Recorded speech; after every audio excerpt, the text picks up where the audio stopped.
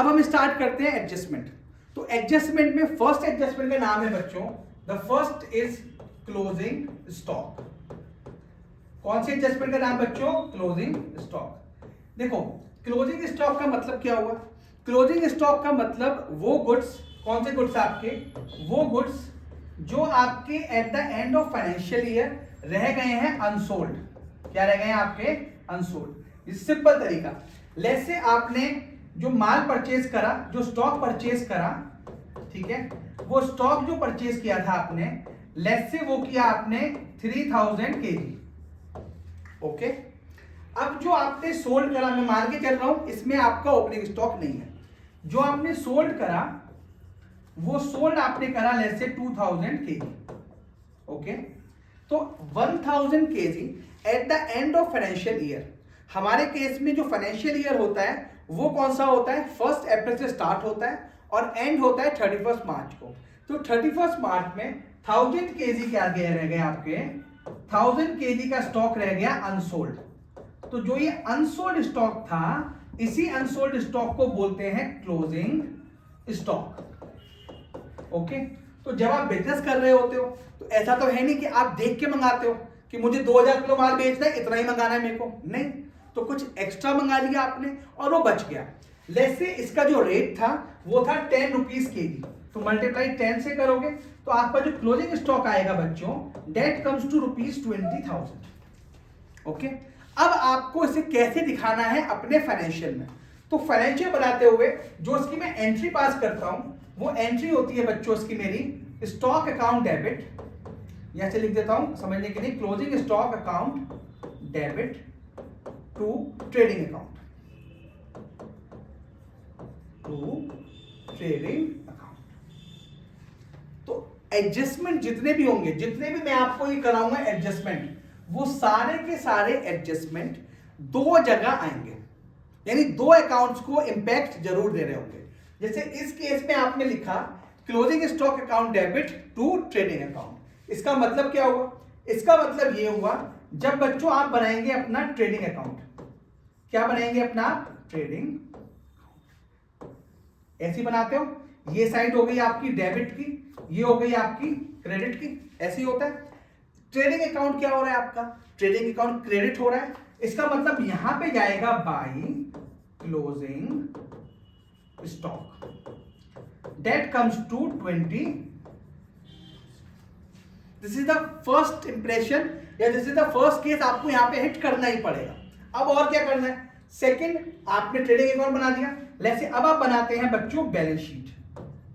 क्या बनाते हैं आप? Balance sheet. आप ढंग से चेक करें अगर इस बात को, तो जो आपका ये स्टॉक था, ये स्टॉक आपको दिखाई दे रहा है डेबिट साइड में, इसका मतलब ये कुछ इंप्रेशन दे रहा है कि दिस इज योर एसेट्स। तो अगर एसेट्स है, जब आप बैलेंस शीट बनाते हो तो बैलेंस शीट के इस साइड में आप लिखते हो एसेट्स और यहां पे आप लिखते हो लायबिलिटीज।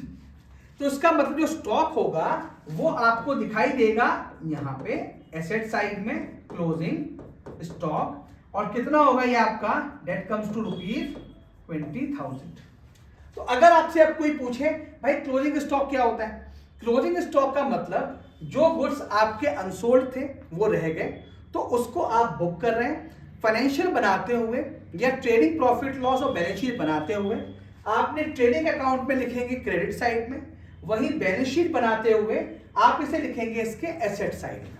ओके, एंट्री क्या होगी इसकी? तो कई बार ऐसा होता है कि एंट्रीज आपकी आती है, जैसे जो एंट्री, तो जो एंट्री होगी आपकी जनरल एंट्री वो होगी closing stock account debit to trading account. ठीक है, सेकंड, अब इसी के बाद अगला दिखाता हूं आपको मैं।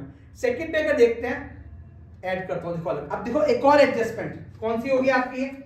चलिए अगली बार करता हूं, आपको ये आसान है, ये आपको आती है।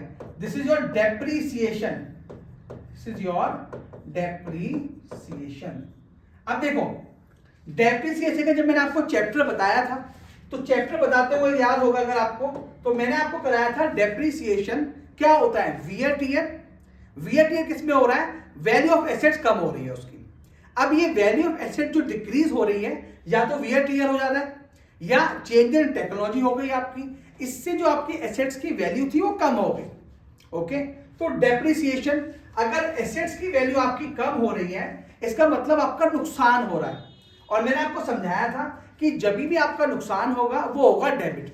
इसलिए जब इसकी आप जर्नल एंट्री पास करते हैं तो आप बोलते हैं कि भाई देखो अगर डेप्रिसिएशन हुआ, लेट्स से ये डेप्रिसिएशन हो रहा है आपका फर्नीचर पे, ओके, फर्नीचर था, लेट्स से इसकी वैल्यू थी बच्चों 20,000 और डेप्रिसिएशन का रेट है at the rate 10% per annum, ठीक है। तो आप क्या बोलेंगे, आप बोलेंगे सर डेप्रिसिएशन आपका खर्चा है, आपका लॉस है, that means depreciation account debit to furniture account, यही लिखेंगे आप। कितनी अमाउंट थी बच्चों, अमाउंट थी 20,000 का 10%, दैट कम्स टू, तो यहां पे आप लिखेंगे 2000 और यहां पे लिखेंगे आप 2000। तो this is your journal entry, okay. लेकिन अब हम एंट्रीज की बात तो कर ही नहीं रहे, एंट्री की बात तो हमने चैप्टर नंबर आगे की थी हमने कि भाई ये एंट्री होती है या डेप्रिसिएशन के चैप्टर में करी थी। तो हम क्यों पढ़ रहे हैं, इसको आपको शो करना है अपने ट्रेडिंग अकाउंट प्रॉफिट लॉस में या बैलेंस शीट में। जब भी एडजस्टमेंट होगी तो उसका जो इंपैक्ट होगा वो दो जगह होगा। तो इस केस पे जो ये डेप्रिसिएशन है, और जब मैंने आपको प्रॉफिट लॉस बताया था वहां पे मैंने लिखा था डेप्रिसिएशन। तो जब आप बनाएंगे बच्चों अपना profit and loss account, depreciation खर्चा है, ये साइड डेबिट की, ये साइड क्रेडिट की। एंट्री क्या पास करी, depreciation account debit to furniture account. अब इस डेप्रिसिएशन को लेके जाओगे आप प्रॉफिट लॉस अकाउंट में, क्या एंट्री पास करते हो उसकी, profit and loss account debit to depreciation account. कहां पे दिखाई दे रहा है बच्चों, प्रॉफिट लॉस के डेबिट में, तो यहां लिखना पड़ेगा आपको टू डेप्रिसिएशन अकाउंट। डन। जब आप बनाएंगे अपनी बैलेंस शीट, क्या बनाएंगे अपनी आप बैलेंस शीट, तो वहां क्या बोलेंगे आप, वहां बोलेंगे देखो सर जो मेरा फर्नीचर होता है वो मेरा एसेट्स है, ये तो पता है। अब आप बोलो लायबिलिटी होती है जी, ना ना ना, ये होता है एसेट्स। देखो चार चीज पॉसिबल है बेटा, या तो कोई चीज आपकी एक्सपेंडिचर होगी, या आपकी कोई चीज इनकम होगी, या एसेट्स होगी, या लायबिलिटीज होगी। अगर मैं आपसे बोलूं जो एसेट्स होता है या फिर जो एक्सपेंडिचर होता है इसका नेचर होता है डेबिट, वही कोई चीज अगर लायबिलिटी होती है या इनकम होती है तो उसका नेचर होता है आपका क्रेडिट। तो हमारा जो फर्नीचर है, furniture is your assets, that means furniture क्या आएगा बैलेंस शीट के एसेट साइड में। फर्नीचर कितनी अमाउंट थी बेटा आपकी 20,000, 2,000 की वैल्यू कम हो गई, अगर कम हो गई माइनस डेप्रिसिएशन, कितना हो गया बच्चों 2,000, तो कितना आ गया बच्चों यहाँ पे 18,000। यहां पे लिख लो, बोलो सर ने तो लिखवाया नहीं। ये होता है एसेट्स और ये होता है आपका लायबिलिटीज, ठीक है बेटा।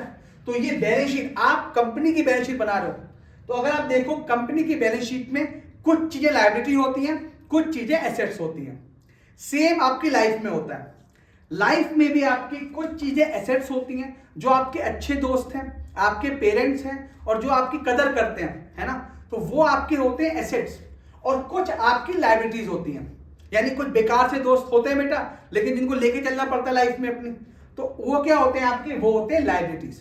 तो यहाँ पे जो अच्छी चीज है फर्नीचर, वो क्या हो गया हमारा 18,000, कहां दिखाई दिया एसेट्स में। सेम तरीके से अगर आप देखो, अगर कोई लायबिलिटी में क्या क्या आता है, क्रेडिटर्स पे करने हैं, अगर पे करने हैं तो डेट इज अवर लायबिलिटीज। तो यही होता है, एसेट्स आपको कुछ देके जाते हैं, लायबिलिटीज आपसे कुछ लेके जाते हैं। तो जब भी आप अपने मित्रों का चुनाव करो, फ्रेंड्स का चुनाव करो, तो साफ तौर पे देखें कि वो आपके एसेट्स हैं या लायबिलिटीज हैं। ओके, तो ये हुआ बच्चों आपका डेप्रिसिएशन। ठीक है बच्चों, बाय बच्चों।